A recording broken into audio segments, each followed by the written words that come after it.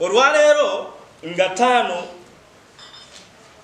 Oktoba 2022 tukunganye wano kwegata kuba naffe mu nsi yonna okujaguza olunaku olw'abasomesa bonna mu nsi nga tuli wansi w'omutwe ogugamba nti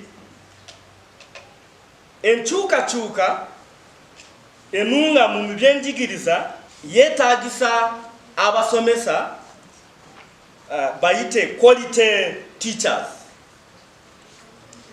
N'olwekyo tukungaanidde wano okujaguza olunaku luno ate twagala kuyuzaayoza abasomesa bonna mu nsi yonna naddala mu ggwanga Uganda okuba nti batuuse ku lunaku luno ne balujaguza.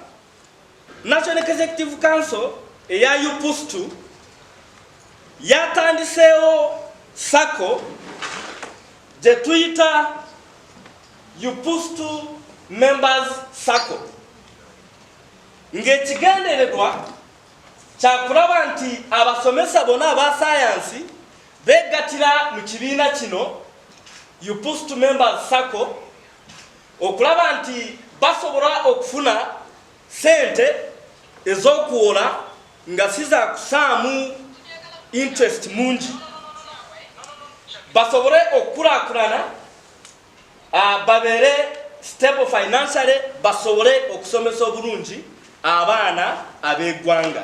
N'olwekyo tusaba abasomesa aba ssayansi mu ggwanga lyonna okulaba nti bejjumbira ekibiina kino, basobole okusayininga membership forms.